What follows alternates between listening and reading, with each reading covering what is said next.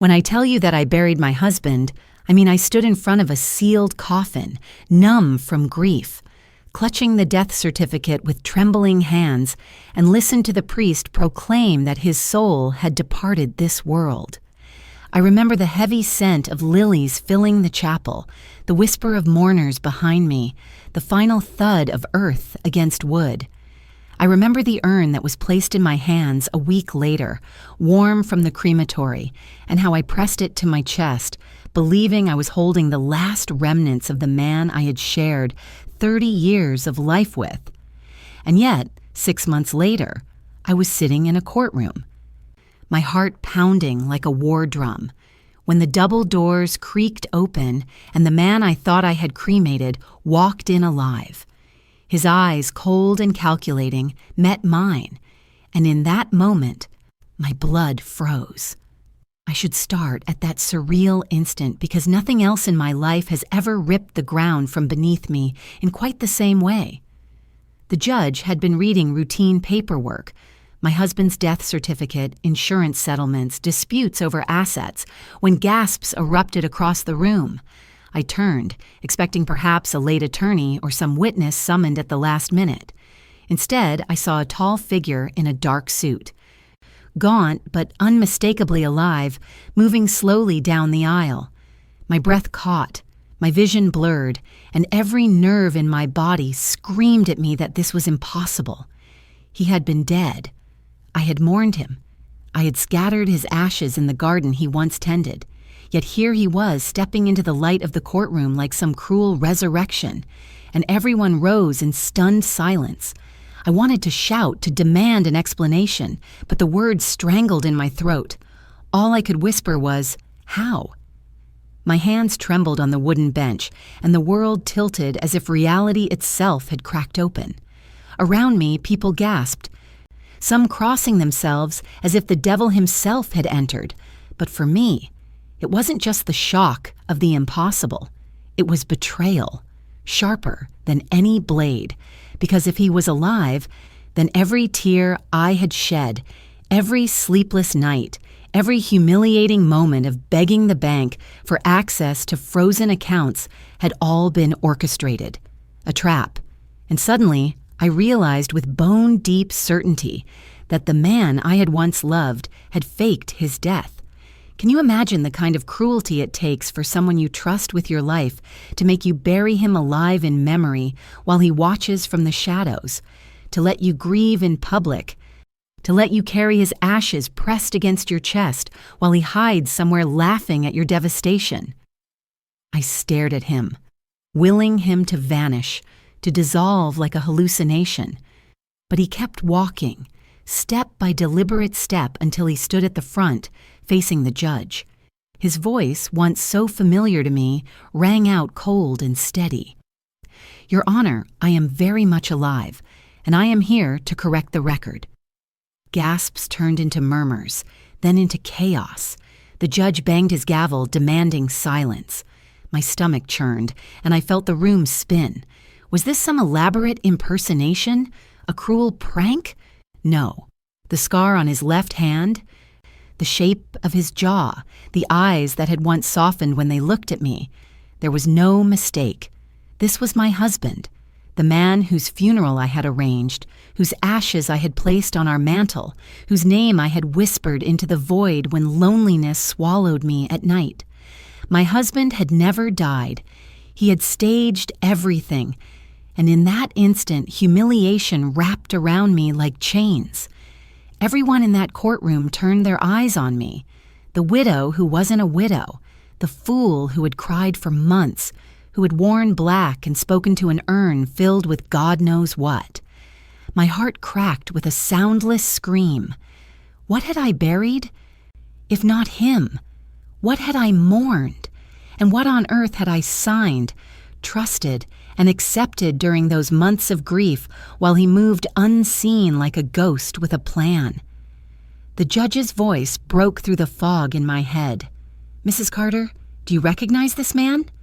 My mouth opened, but my tongue felt thick, heavy with disbelief. Finally, I forced myself to speak. "Yes, he is my husband.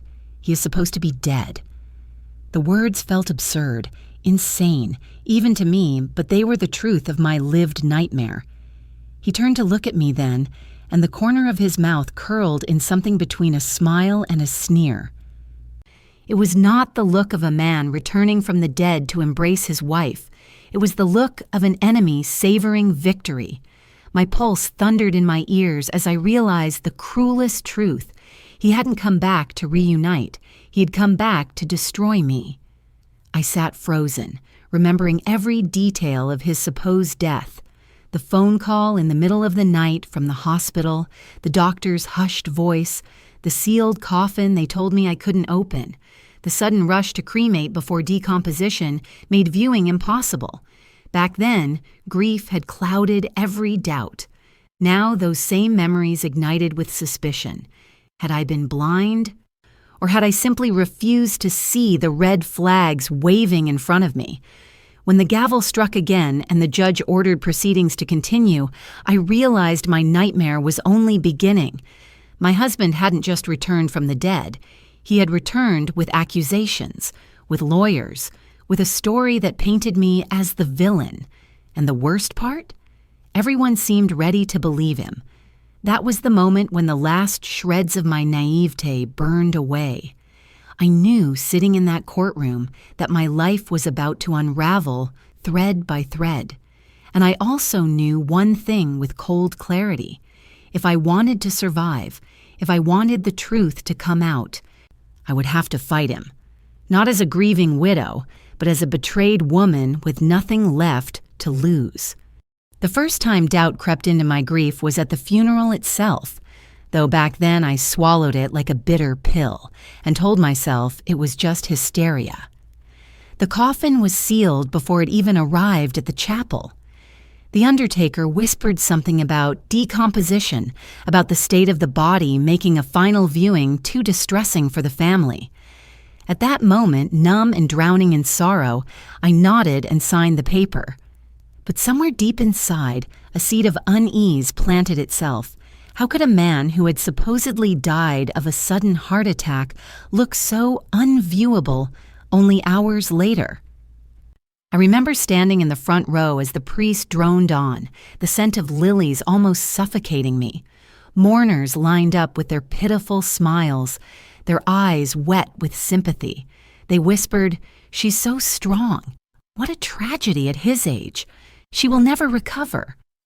I clutched the folded American flag the funeral home had placed in my arms, though my husband had never been in the military, and I felt like an actress in a play whose script I hadn't written.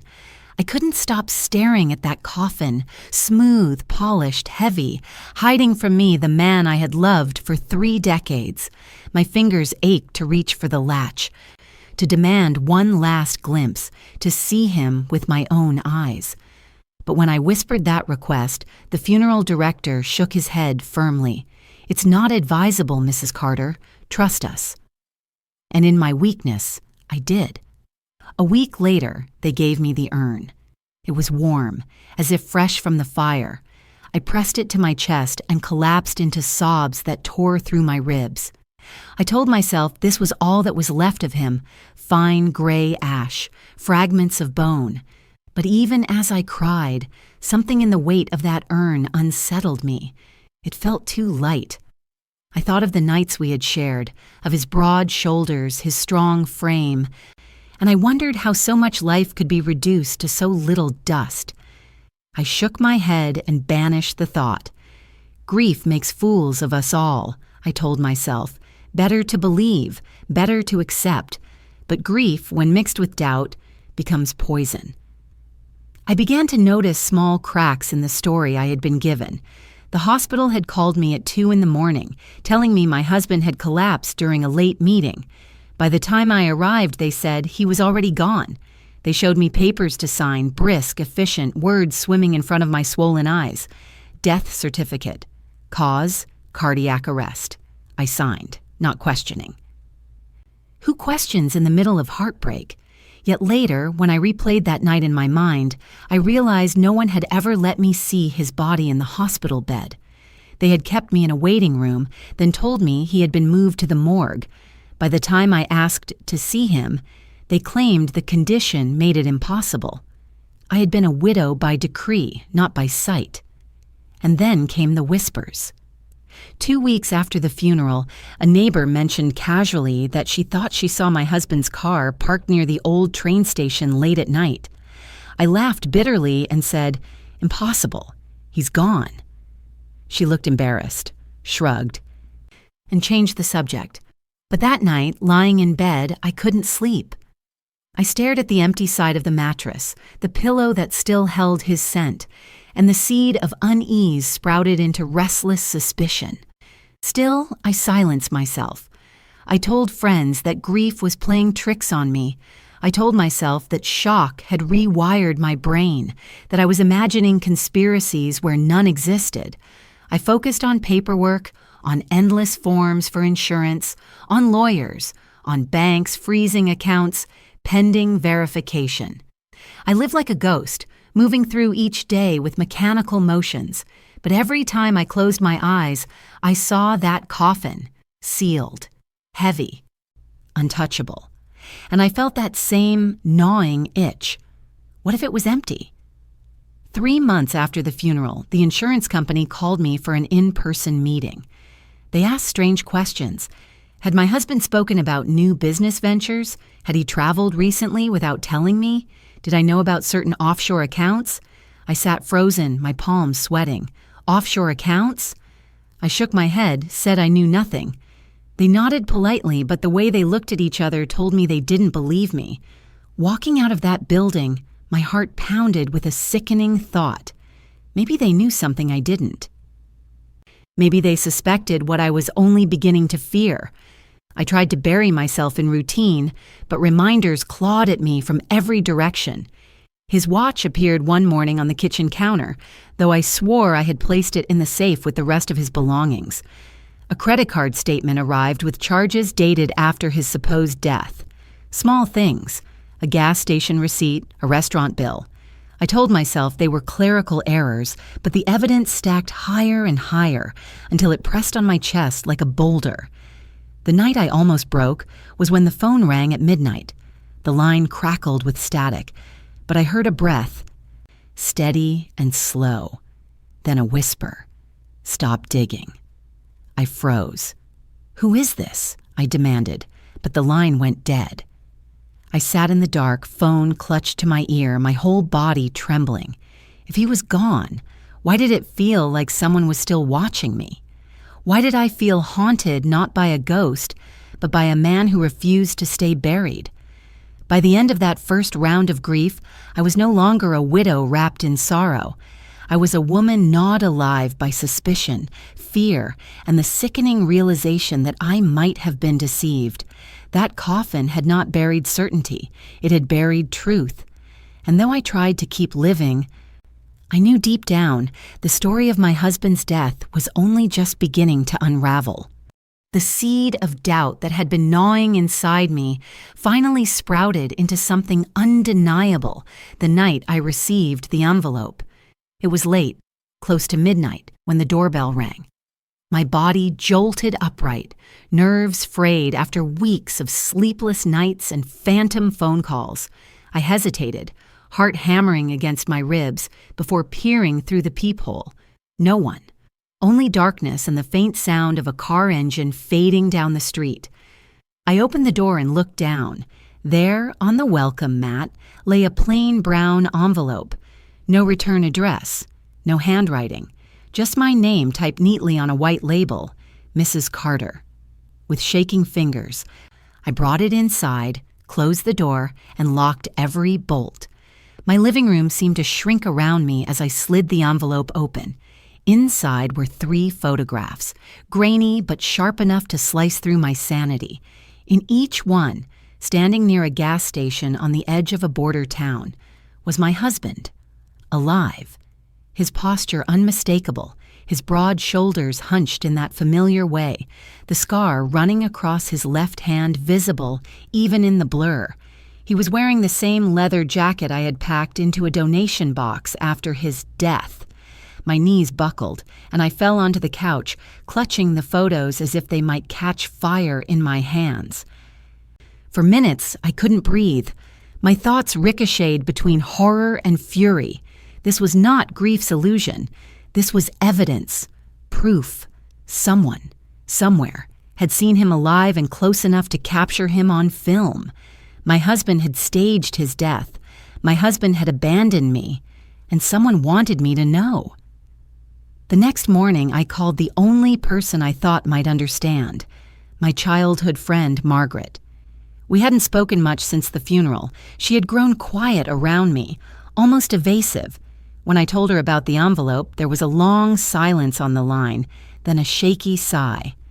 "I wasn't sure if I should tell you," she whispered. "But 2 weeks ago, I swear I saw him. I was visiting my sister near El Paso, and there he was at a diner. He was with a younger woman. I thought I was going crazy. I didn't want to hurt you." Her words cut through me like knives. Not only was he alive, but he had company, a younger woman. I felt my throat close, the room spinning. I asked her for details, clinging to every syllable. Margaret told me he laughed, that he looked healthier than he had in years, that he even kissed the woman across the table. When she tried to follow them, they disappeared into the night. After that call, my world tilted into a new dimension of pain. Grief had been heavy but pure, the kind that at least carried love inside it. Betrayal was poison. Every memory curdled. I thought of the long nights I had spent talking to his urn, begging for answers. I thought of the countless tears I had spilled into my pillow while he was somewhere alive, laughing, touching another woman's hand. My grief turned to rage, my sorrow to humiliation. I wanted answers, but the walls around me thickened. When I took the photographs to my husband's brother, hoping for support, his reaction shocked me. He stared at the photos for a long moment, then slid them back across the table. "Stop this madness," he said coldly. "He's dead. You're losing your mind." His wife, sitting beside him, refused to meet my eyes. They were hiding something. I knew it. Their refusal wasn't denial. It was protection. They knew more than they were willing to admit. The more I pushed, the more isolated I became. Rumors began to spread through town that I was unstable, that grief had broken me beyond repair. Neighbors avoided me in the grocery store. Invitations to dinners and church events dried up. Even my son, my own flesh and blood, grew distant. When I tried to show him the photographs, he frowned. "Mom, you need help. This isn't healthy. Dad is gone. You have to accept it." I felt the ground crack beneath me as I realized he didn't believe me. Or worse, maybe he didn't want to. The photographs burned in my desk drawer, daring me to act, daring me to expose the lie. But fear held me captive. What if it was a trap? What if the person who sent them wanted me silenced? My phone calls had been watched, my accounts frozen, and now my sanity questioned. I felt like a prisoner in my own life, screaming into a void that refused to echo back. One night, as I sat staring at the photos for the 100th time, I heard movement outside my window. A shadow crossed the porch. My skin prickled. I pulled back the curtain just enough to see a figure lingering near the driveway. My breath caught. For a split second, I thought it was him, watching me. But when the porch light flicked on, the figure bolted into the night.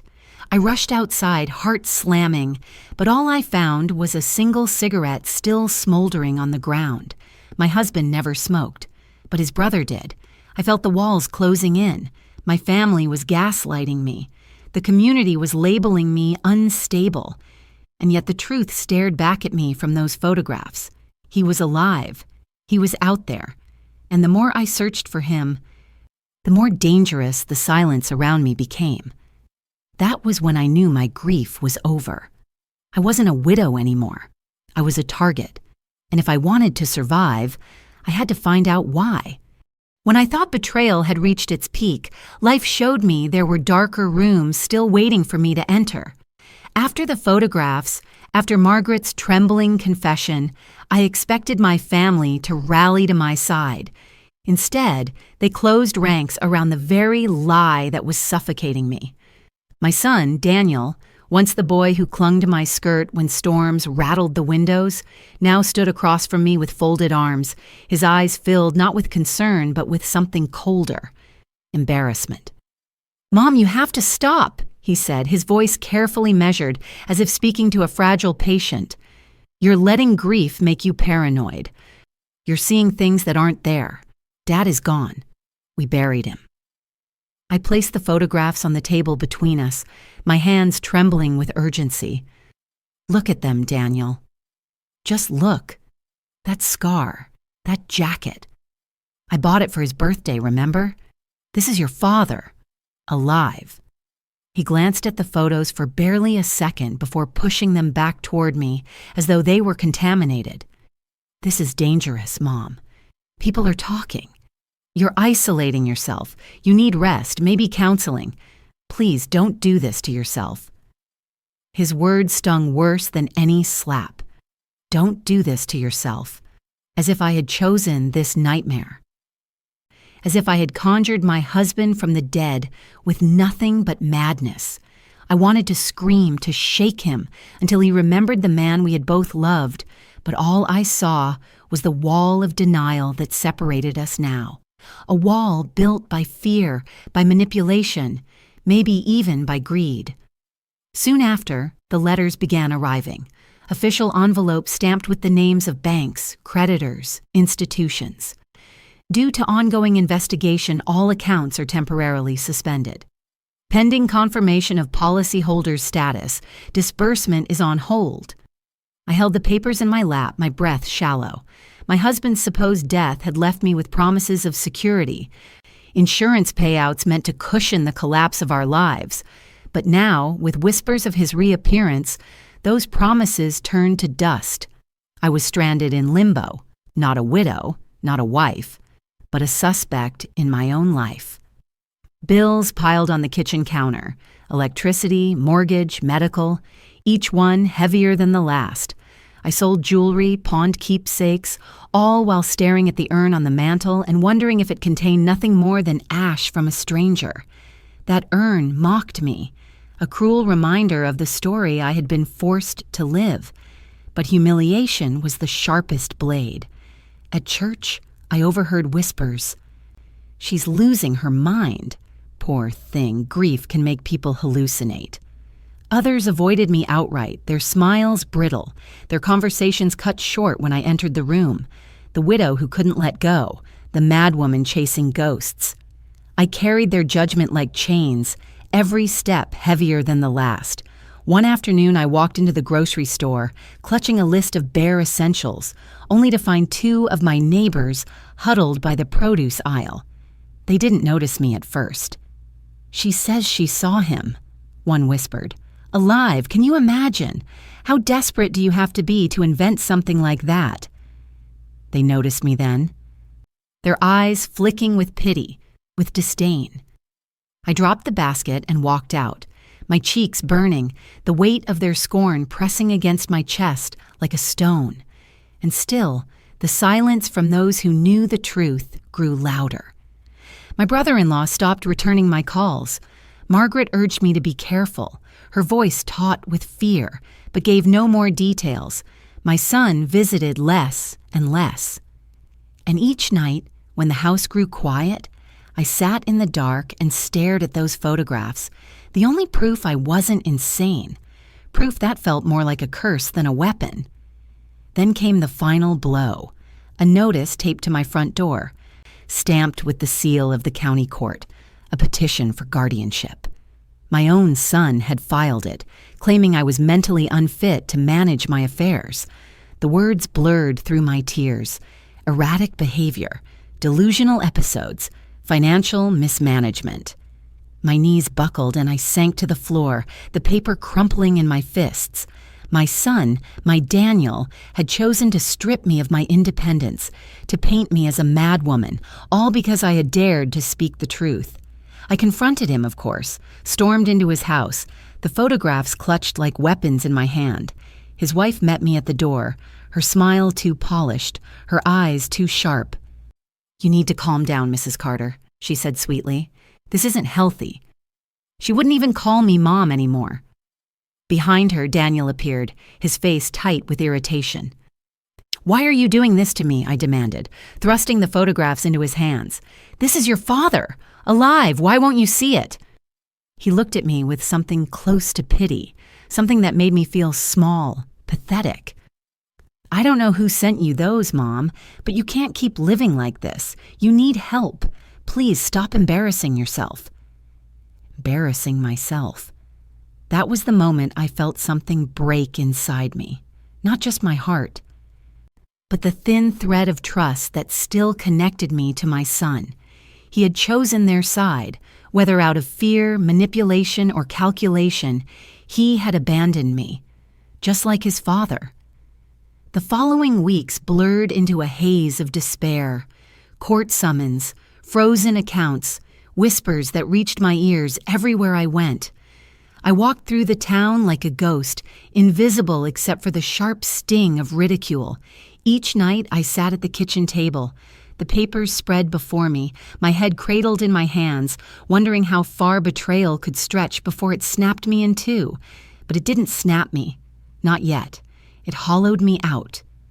Scraped my insides raw, left me trembling on the edge of collapse. And that was where betrayal wanted me, weak, defenseless, ready to surrender. I could feel the pressure building, the storm circling closer, and I knew the next strike would either destroy me completely or force me to fight back. What I didn't know then was that the darkest revelation was still to come. That coffin had not been the end of my husband's story. It had been the beginning of mine.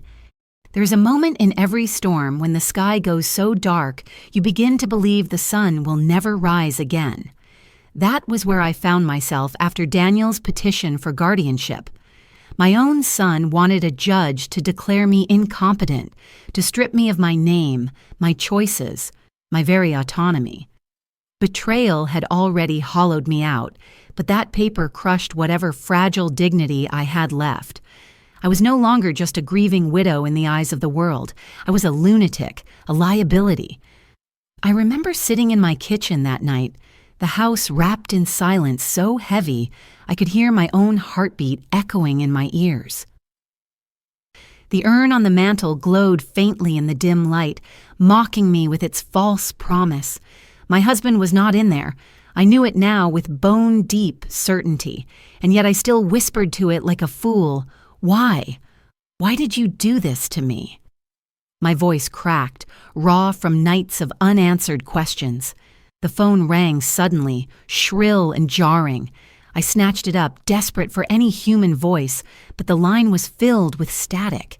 Then came a man's voice, low and deliberate. "Stop fighting. Sign the papers. Make it easy on yourself." My blood turned to ice. "Who is this?" I demanded, but the call ended with a hollow click. I stood frozen, the receiver heavy in my hand, the silence afterward louder than any scream. The next day, the harassment began in earnest. Letters slipped under my door with no return address. "Crazy widow. Stop before you're locked away." Once I opened my mailbox to find nothing but ash spilling out, clinging to my fingers, coating my dress. I collapsed onto the porch, sobbing, because I knew exactly what message they were sending. This is all you are, all you'll ever be. Ashes and madness. Friends I thought I could trust turned their backs. Margaret stopped answering my calls altogether. At church, the pastor avoided my gaze. The women who once embraced me after service now whispered behind cupped hands, their pity cutting deeper than cruelty. I stopped going out during the day.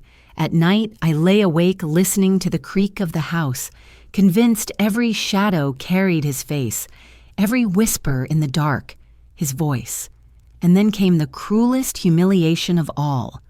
One morning, I walked to the bank hoping to withdraw enough money to pay the lawyer who might defend me in the guardianship case.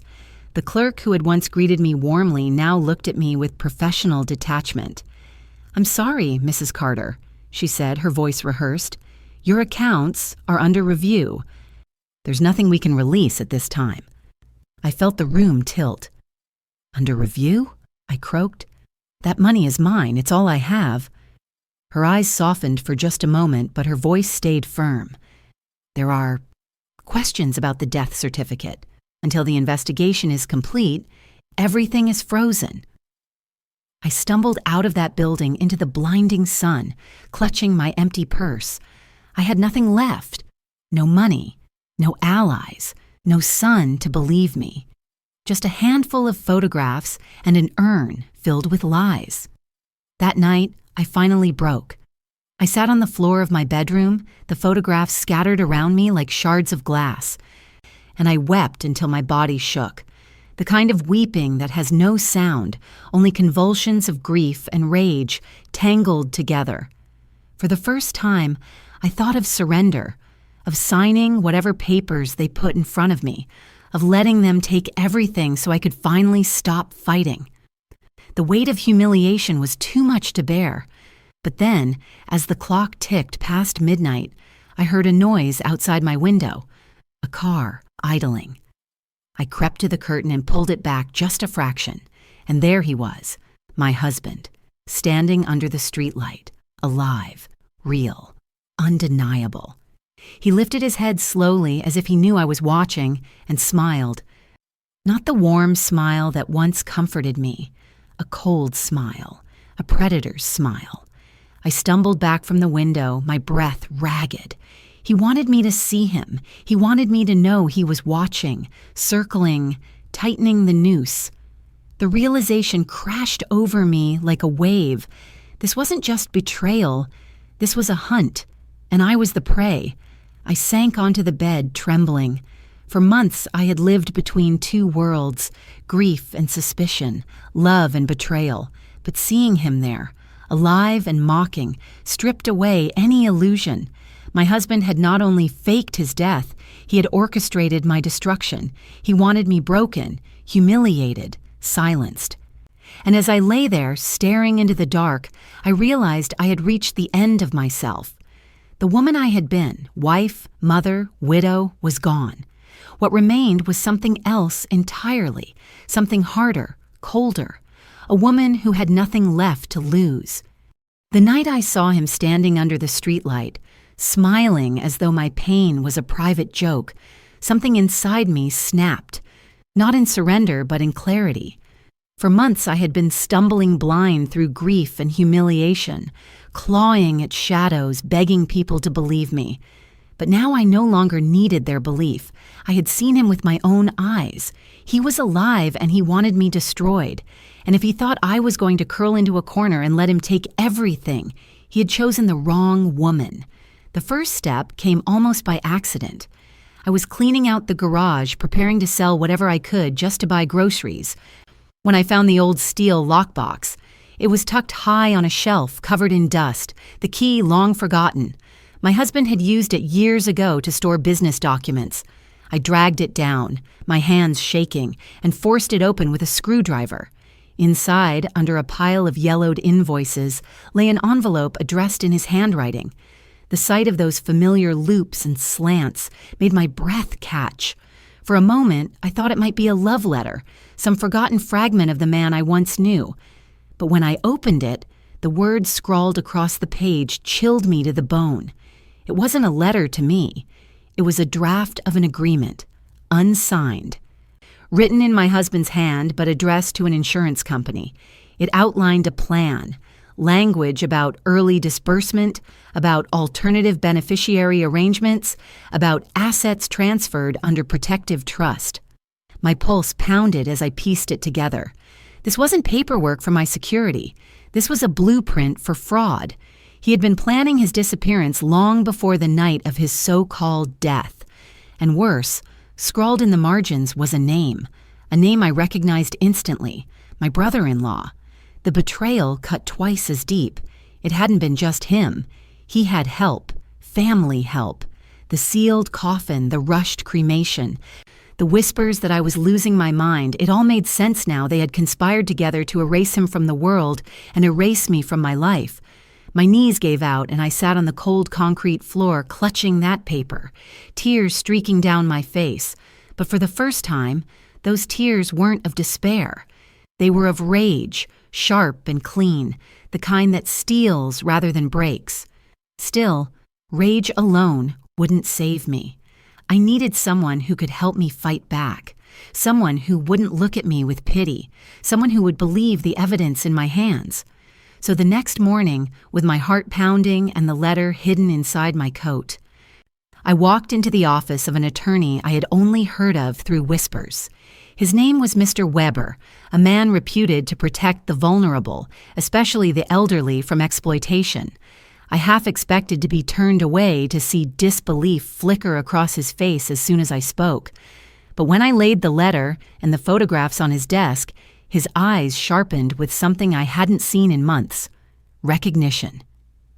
"This," he said, tapping the margin with the brother-in-law's name, "isn't just suspicious, it's evidence. What your husband did has a name: insurance fraud.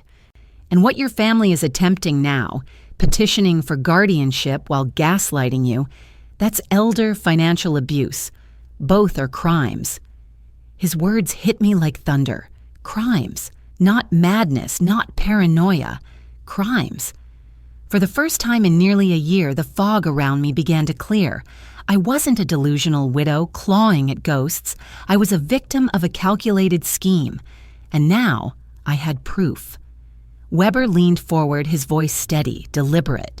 "But you need to be prepared. If we move forward, it won't just be about defending yourself. It will be war. These people will fight like cornered animals because exposure means prison. You'll need to document everything, every transfer, every letter, every call. Leave nothing unrecorded." I nodded, the weight of his words heavy but not crushing. For once, I wasn't being dismissed. I was being armed. That night, I sat at my kitchen table with notebooks spread out before me, retracing 3 decades of life. I wrote down every suspicious transaction, every unexplained withdrawal, every strange receipt that had arrived after his death. I cataloged the photographs, the ash-filled mailbox, the threatening calls. With each line, I felt less like a widow and more like a witness preparing testimony, but clarity came with fear. If he had returned once to show himself, he could return again. If he knew I was digging, what would he do? Would he try to silence me for good? The thought coiled in my chest like a snake, yet instead of paralyzing me, it sharpened my resolve. I installed new locks on the doors, bought a cheap camera to monitor the front porch, and kept a recorder in my pocket at all times. I no longer cared if people whispered that I was paranoid. Let them whisper. Better paranoid than dead. 1 week later, Weber called me with news that turned fear into fury. "Your husband's accounts are still active," he said, his voice grim. "He's moving money through a chain of transfers, offshore. If we can trace them, we'll have undeniable proof." I gripped the phone so tightly my knuckles whitened. He was alive, living on money meant for my survival, while I ate canned beans in a dark kitchen. The injustice burned hotter than fire, but beneath the rage, something new stirred, a sense of control. I finally had a path forward. That night, as I sat by the window watching the streetlights flicker, I thought about the woman I had been, the one who clutched an urn and whispered to ashes, the one who begged her son to believe her. That woman was gone. In her place was someone harder, forged in betrayal, armed with truth. I pressed my palm flat against the cold glass and whispered to the darkness beyond, "You wanted me weak, but you've made me dangerous." And for the first time since the coffin closed, I believed myself. I never thought I would see him up close again, not without bars or courtroom benches between us. But life doesn't always give warnings. It was late evening when I returned from Mr. Weber's office, exhaustion weighing on me like lead. The house was quiet, the kind of quiet that feels unnatural, too deliberate. I set my keys on the counter and felt a chill crawl down my spine. Something was wrong. The air smelled faintly of his cologne, That musky scent he used to wear when he wanted to impress, the same one I hadn't smelled since the night of his supposed death. I turned toward the living room and froze. He was there. Sitting in the chair he used to claim as his throne, legs crossed, watching me with calm detachment, as though this were nothing more than a routine conversation after dinner. My breath caught in my throat. The man I buried, the man I mourned, was alive in my house, and the smirk on his face told me he had been waiting. "You look terrible," he said, his voice low, smooth, almost mocking. "Grief hasn't been kind to you." Rage rose so fast I could taste blood in my mouth. "You bastard!" I spat, my voice trembling between fury and disbelief. "You let me bury an empty coffin. You let me cry over ashes that weren't even yours. Why?" He leaned back, unbothered, like a predator playing with prey. "Because it was the only way. Do you think I wanted to spend the rest of my life tied down to debts and pity? The insurance payout was our ticket out, but you—" He shook his head slowly. "You had to start digging. You could have just enjoyed the money. Instead, you turned yourself into a problem." The words hit harder than fists. Our ticket out. There was no hour.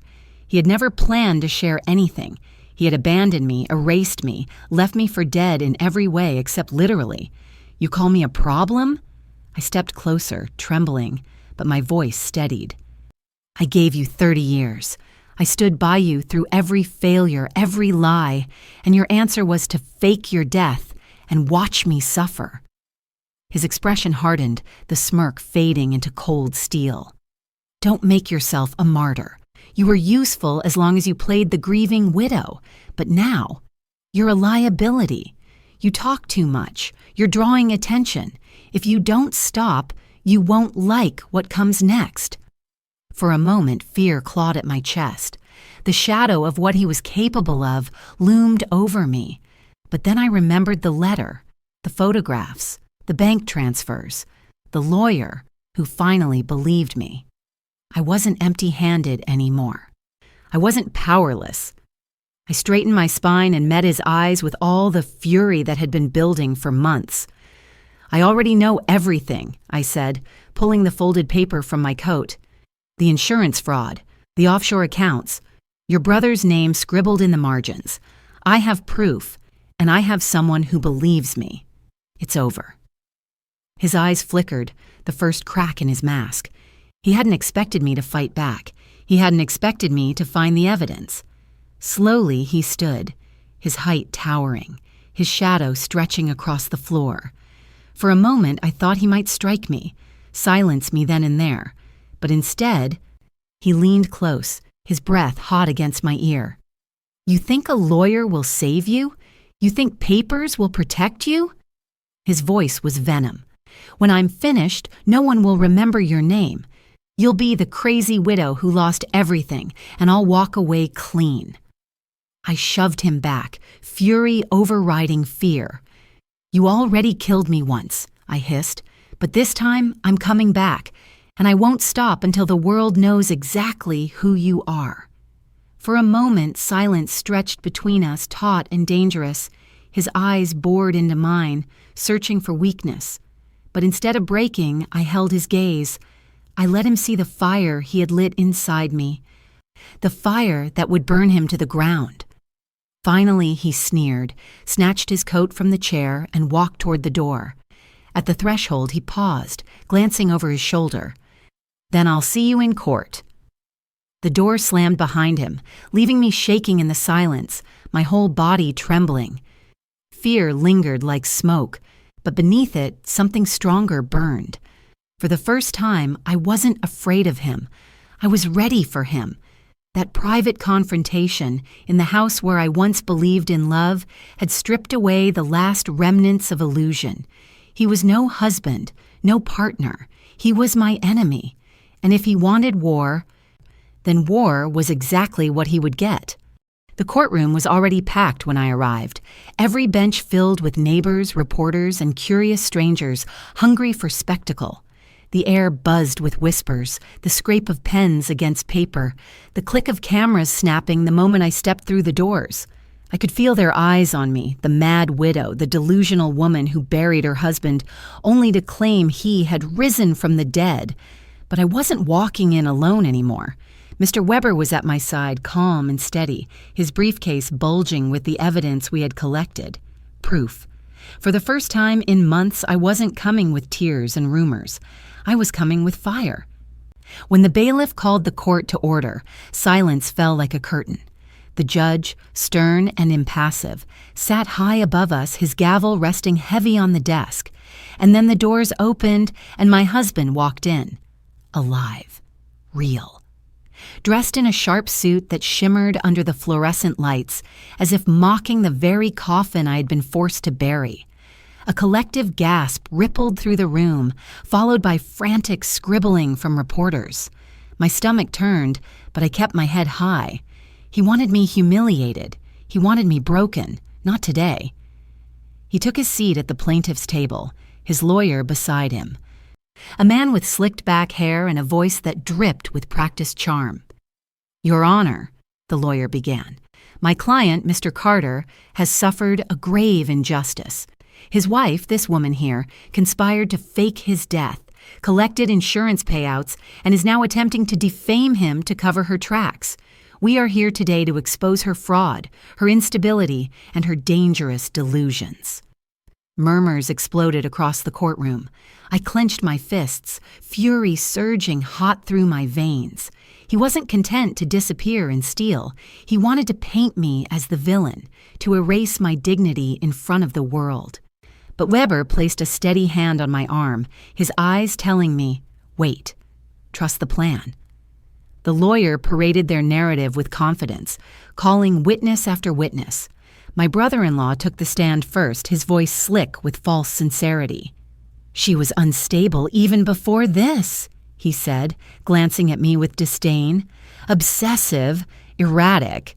She invented stories about seeing my brother alive. We all worried for her sanity." Then came Daniel, my own son. My heart broke as he raised his hand and swore to tell the truth, though I knew the truth he was about to tell was poisoned.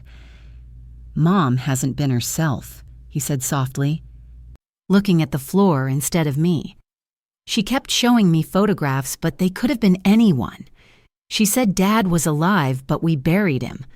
I just don't know what to believe anymore. I filed for guardianship because I was scared. I didn't want her to hurt herself." His words were daggers. To hear my own flesh and blood cast doubt on me while the man who abandoned us sat smugly at the table, it nearly broke me. But I held my tongue. This was their act, their show. My turn would come. Finally, it was my husband's turn to speak. He strode to the witness stand with the confidence of a man who thought he had already won. His voice was smooth, rehearsed. "I admit I made mistakes," he said, his tone dripping with false humility. "But I never died. I never asked her to lie. She concocted this scheme. She wanted the money. I had no choice but to reveal myself and stop her before she ruined us all." Gasps filled the room. Even the judge leaned forward slightly, intrigued. My husband sat tall, his eyes locking on mine with that same cold smile I had seen under the streetlight. This was his performance, his masterstroke. He thought he had rewritten the story. Then Weber stood, calm, unhurried. He carried a single folder to the center of the courtroom, his voice steady as stone. "Your Honor, the defense is ready." He began with the photographs, enlarged and mounted on boards for all to see. My husband at the gas station, my husband at the diner, my husband alive while I stood in black, burying an empty coffin. The room stirred. My husband's lawyer objected, but the judge allowed it. "Continue," he said. Next came the letter. Weber held it high, the courtroom silent as he read aloud the phrases scrawled in my husband's hand. Early disbursement, alternative beneficiary arrangements, and finally the name of his brother written in the margin. Gasps echoed again, this time sharper, more suspicious. And then came the witnesses. First, Margaret, her voice trembling but clear as she swore she had seen him with another woman near El Paso. Then the bank officer who confirmed unusual offshore transfers traced directly to accounts opened after his death. Finally, a funeral home employee who testified that the coffin had been sealed before delivery, per special instructions from the family. Piece by piece, the puzzle shifted. The whispers in the courtroom changed tone. No longer pity for the crazy widow, but shock, recognition, betrayal. My husband shifted in his seat, his mask beginning to crack. And then it was my turn. I rose slowly, my knees trembling, but my voice rang with the weight of everything I had endured. For months, I lived as a widow. I mourned. I begged for truth while my son, my family, even my community called me insane. I clutched an urn filled with strangers' ashes while the man I loved laughed in another woman's arms. I pointed at him, my voice rising. This man faked his death, drained accounts, tried to strip me of my sanity and my dignity. But he failed, because the truth is stronger than lies, and today you all see him for what he really is. The courtroom erupted. Reporters scribbled furiously. Cameras flashed. The judge pounded his gavel, demanding silence. My husband's lawyer stammered objections, but the momentum was gone. The tide had turned. The final twist came when Weber pulled one last document from his briefcase. Your Honor, this is a signed affidavit from an employee at the crematorium. She confirms that the ashes given to Mrs. Carter came not from Mr. Carter, but from an unclaimed body cremated days earlier. She was ordered to make the substitution by the plaintiff's brother. The silence that followed was thunderous. My husband's face drained of color. His brother shifted nervously. Even Daniel's eyes widened, his certainty shattering. The judge leaned back, his expression grim. This court will not tolerate fraud. We will recess to consider charges. As the gavel struck, I felt a rush of air leave my lungs, as though I had been holding my breath for months. The man who tried to bury me with lies was finally exposed, and though the battle was far from over, the war had turned. The weeks that followed were a blur of hearings, depositions, and headlines that refused to die. My husband and his brother were arrested on charges of fraud, conspiracy, and tampering with official documents. For a man who once prided himself on reputation, the mugshot that splashed across newspapers was its own kind of prison.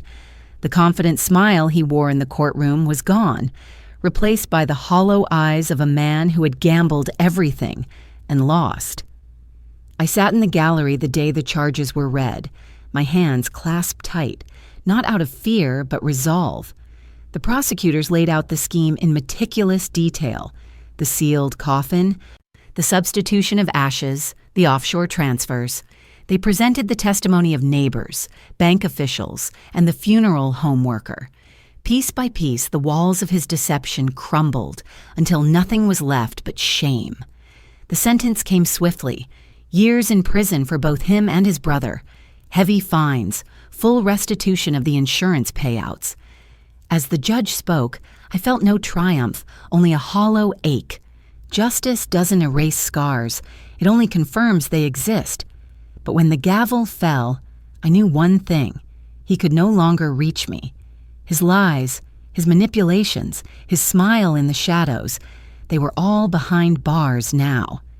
Daniel, my son, sat in the courtroom too. He didn't look at me during the hearings, not once. When it was over, he approached me in the hallway, his face pale, his voice low. "Mom, I'm sorry. I didn't know. I thought—" His words faltered, drowned by shame. I wanted to reach for him, to remind him he was still my child, but the wound was too fresh. Trust doesn't mend with apologies. I turned away, not out of cruelty, but because forgiveness requires time, and I wasn't ready to give it. The town that once whispered against me now treated me like a symbol. Strangers approached me in grocery stores to say they admired my strength. Letters poured in from women who had been silenced, manipulated, dismissed. "You showed us we're not crazy," one letter read. "You showed us we can fight back." Their words were a balm on the raw edges of my soul. For so long, I had been the woman no one believed. Now I had become proof that truth, however buried, can still claw its way to the surface. But the consequences weren't his alone. They were mine, too. The savings I thought were secure had been drained. Rebuilding would take years. The friendships I lost during my so-called madness couldn't be resurrected overnight. And the son who betrayed me with his silence would carry that stain as long as I carried my scars. Still, there was a strange freedom in the wreckage. I no longer lived in the shadow of his lies. I no longer whispered to ashes that weren't his. The chains of doubt and humiliation had been broken, replaced by something heavier but stronger: truth. On the day he was led out in handcuffs, reporters shouted questions, cameras flashing. He kept his head down, refusing to meet my eyes. For once, the silence was his burden, not mine. I went home that evening to a quiet house. The urn still sat on the mantel, mocking in its falsehood. I lifted it, carried it to the garden, and poured its contents into the soil. Let the ashes of a stranger feed the earth, I thought. I was done carrying lies. The weeks that followed were a blur of hearings, depositions, and headlines that refused to die. My husband and his brother were arrested on charges of fraud, conspiracy, and tampering with official documents. For a man who once prided himself on reputation, the mugshot that splashed across newspapers was its own kind of prison. The confident smile he wore in the courtroom was gone, replaced by the hollow eyes of a man who had gambled everything and lost. I sat in the gallery the day the charges were read, my hands clasped tight, not out of fear but resolve. The prosecutors laid out the scheme in meticulous detail: the sealed coffin, the substitution of ashes, the offshore transfers. They presented the testimony of neighbors, bank officials, and the funeral home worker.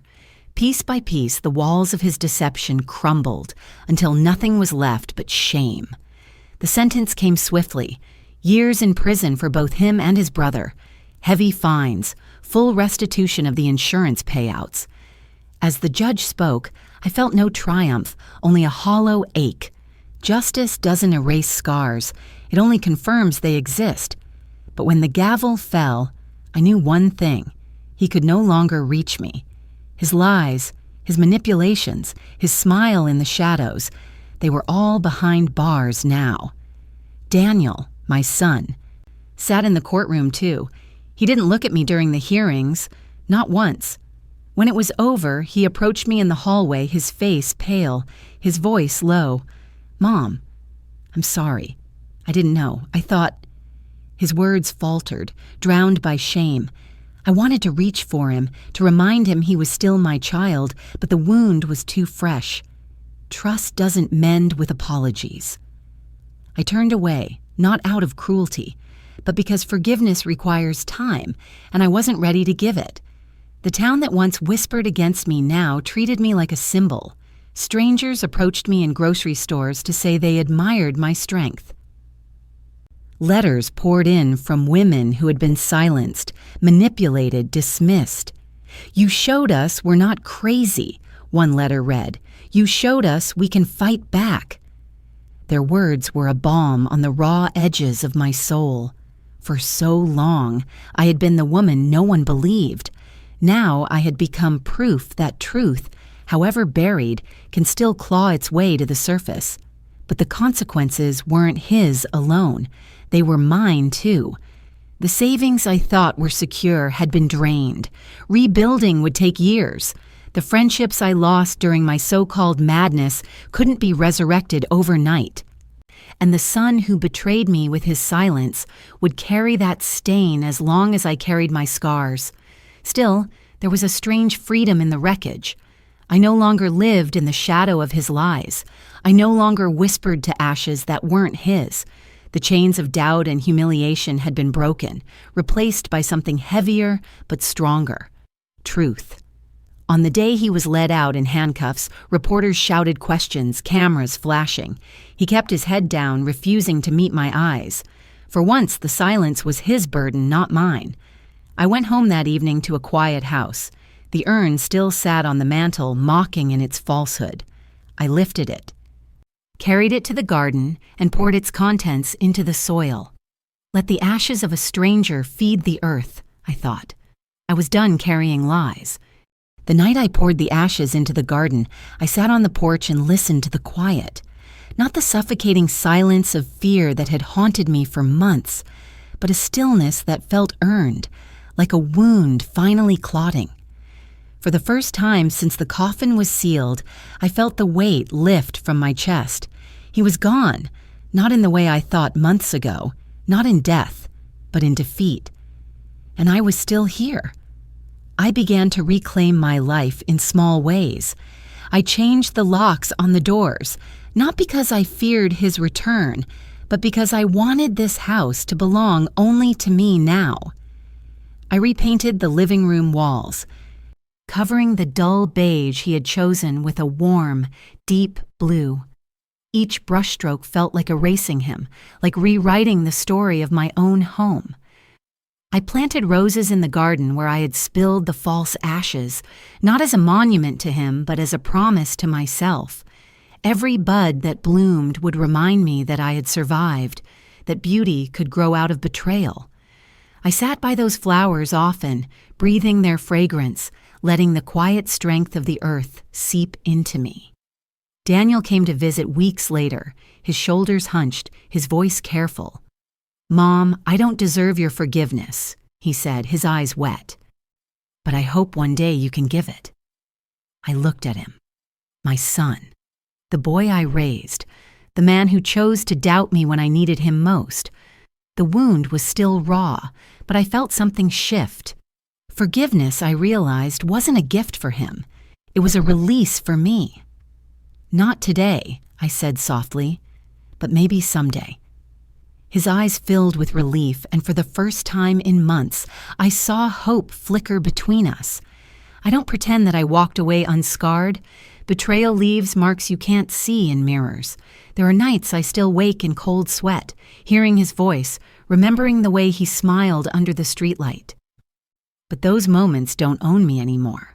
They are ghosts, and I am no longer their prisoner. People ask me sometimes how I endured, how I kept going when everyone called me crazy, when even my own son turned against me. The answer is simple. I refused to surrender my truth. Even when the world denied it, even when the weight nearly crushed me, I clung to it with everything I had, because truth is stubborn. It doesn't vanish when buried. It waits, patient, until someone is brave enough to dig it up. If you are listening to my story, maybe you've felt it too. That creeping doubt when everyone tells you you're wrong. That humiliation when those closest to you betray your trust. Let me tell you this, you are not alone. You are not insane for holding on to what you know is real. And sometimes, the fight for truth is the very thing that saves you. The woman I was before, the grieving widow whispering to a sealed urn, she is gone. In her place stands someone harder, wiser, unafraid to be called mad if madness means refusing to accept lies. I lost love, I lost trust, I lost years of peace, but I gained something more valuable. I gained myself. So when I ask you, what would you do if the person you buried came back to destroy you? I don't ask for pity. I ask you to think about the price of silence, about the power of belief, about the dignity that no betrayal can steal unless you hand it over willingly. This is my story, my confession, my resurrection. And if you've stayed with me to the end, I hope it teaches you what it taught me. True love never asks you to die for it, and true strength is born when you refuse to let betrayal define your life. If you've heard my story and felt something stir inside you, leave me a comment. Tell me what you would have done. Tell me where you are listening from. Because stories like mine don't just belong to me. They belong to anyone who has ever been broken and still found the strength to rise again.